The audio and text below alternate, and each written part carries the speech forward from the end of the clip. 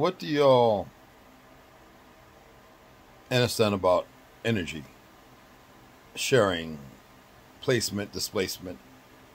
Well, anyway, I want y'all to pay it. This is from Polytricks.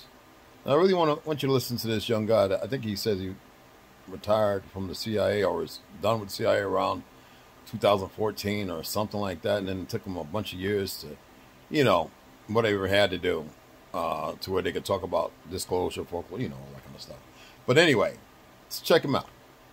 So, are we having a World War III? There's a long answer and a short answer. I'll start with the short answer. The short answer is yes. I believe we are in the middle of World War III right now. Already in the middle. Already in the middle. I think what people don't recognize, to go to the long answer, is that war evolves. War changes. Just like a virus, just like any one of us, right? At 35, you're not the same person you were at 25, and you're not the same person that you're going to be at 55. What happens is people think World War III is going to look like World War II.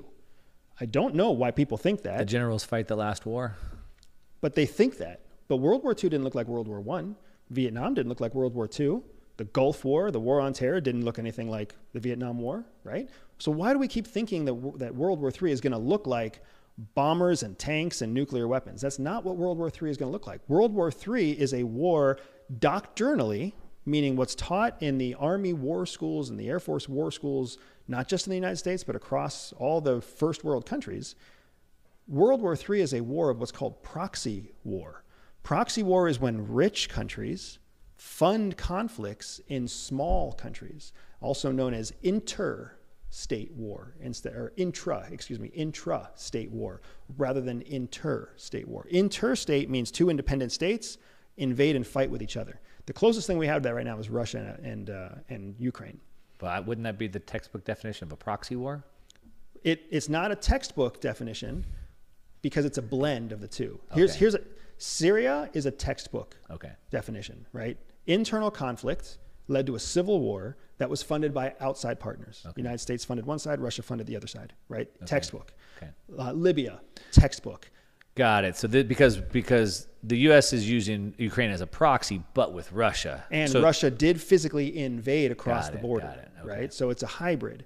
But you're exactly right. Like what we're seeing is that starting with the war in Afghanistan, we started to leave the world of interstate war, where we invaded Afghanistan, and we started to go into a world of proxy conflict. Yemen was a proxy conflict. Syria was a proxy conflict. Libya was a proxy conflict. And we continue to keep seeing them happen. And that's just the United States. When you look at China, when you look at Russia, when you look at Turkey, when you look at Saudi Arabia, there are even more. There are many, many more conflict zones. There's 112 conflict zones in the world right now, all being funded by external countries that are funding a conflict in a third world country against a competitor to their country. Just like we're funding Ukraine, Russia and China are funding Russia, right? Like you look at Israel right now.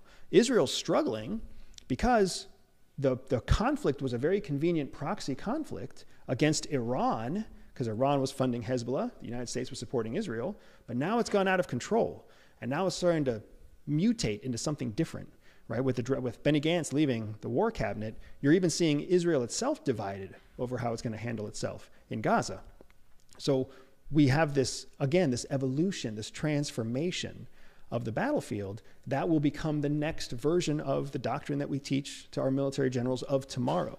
So I argue that World War III is already happening. World War III is a war of proxy conflict, and that proxy conflict is how rich countries can tell their populations, we're not at war.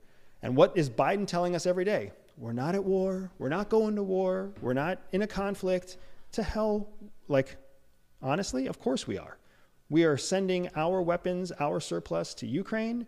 We are sending our advisors to Europe. We are sending our special operations to Asia to train on the shores of Indonesia and Thailand within striking distance of China. Of course, we are 100% in the middle of a global war of power and influence. Just because American soldiers aren't dying yet doesn't mean that they're not going to die as soon as China makes a move on Taiwan and the United States decides to send a friggin' naval cruiser through the Taiwan Straits.